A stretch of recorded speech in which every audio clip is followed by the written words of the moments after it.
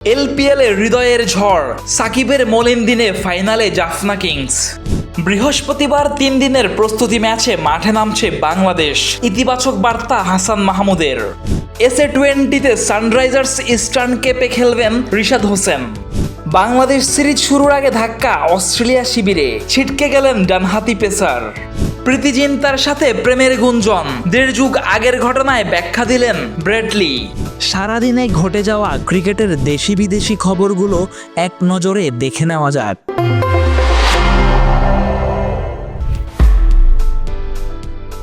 এলপিএলে আরও একবার ঝড় তুললেন তাওহিদ হৃদয়। জাফনা কিংসের হয়ে খেললেন 21 বলে 54 রানের অপরাজিত ইনিংস। গল গ্যালান্টসকে হারিয়ে তার দল উঠে গেল ফাইনালে। জাফনার হয়ে খেলা আরেক বাংলাদেশি সাকিব আল হাসান অবশ্য ব্যাটিংয়ের সুযোগ পাননি। বল হাতে 3 ওভারে 34 রান খরচায় নেন 1 উইকেট। খরুচে হলেও তার নেওয়া উইকেটকে ম্যাচের টার্নিং পয়েন্ট হিসেবেও দেখছেন কেউ কেউ। অস্ট্রেলিয়ার বিপক্ষে 2 ম্যাচ টেস্ট সিরিজ সামনে রেখে বৃহস্পতিবার একমাত্র 3 দিনের প্রস্তুতি ম্যাচ খেলতে নামবে বাংলাদেশ। প্রতিপক্ষ ক্রিকেট অস্ট্রেলিয়া একাদশ। এই ম্যাচে লিটন দাসকে খেলানো হবে কিনা তা শেষ মুহূর্তে জানা যাবে, বলছেন প্রধান নির্বাচক হাবিবুল বাশার সুমন।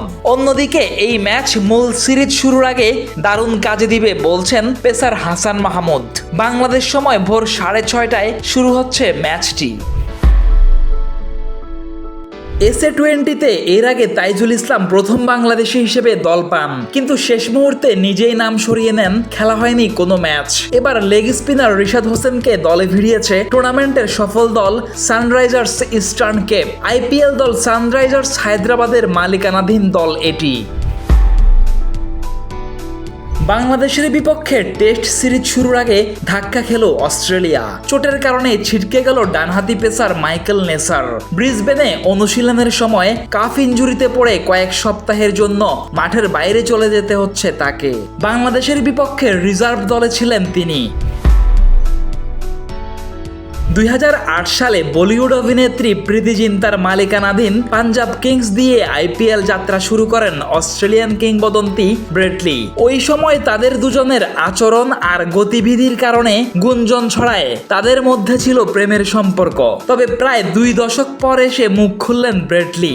ভারতীয় এক সংবাদ মাধ্যমে জানালেন তারা স্রেফ বন্ধু ছিলেন, কোনো প্রেম ছিল না। যে বন্ধুত্বের সম্পর্ক এখনো আছে বলছেন অজি তারকা। ফেসবুক, টুইটার, ইউটিউব সহ সামাজিক যোগাযোগ মাধ্যমে আমাদের ফলো করুন।